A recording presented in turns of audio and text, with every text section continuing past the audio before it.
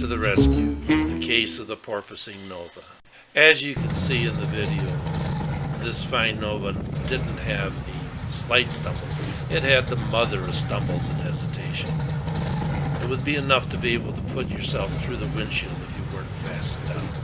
Fortunately, we have the technology to be able to diagnose it. So let's get into the anatomy of what it takes to diagnose a stumble.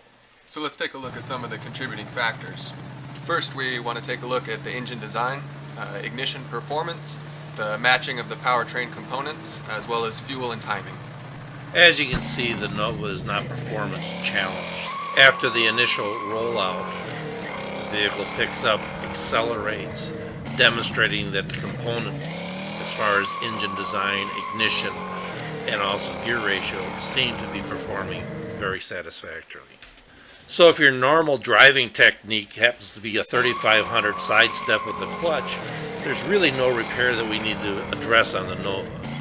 Because this is a hot rod to the rescue, we figure we'll address the manners of the Nova as opposed to the law enforcement that might be chatting with us from our last routine. Let's get into the anatomy of the stumble.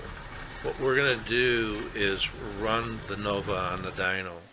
With the results that we get from the dyno, we'll be able to get a clearer demonstration of the actual physics that is happening on the vehicle.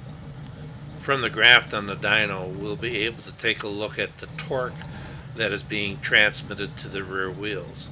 You will find that on the first part of the torque trace, you will see the release or the application of the clutch to transfer the power to the rear wheels. You will see the inertia that's going to be within the flywheel will diminish. From this point, it is up to the engine to be able to produce the torque which is going to take to accelerate the vehicle.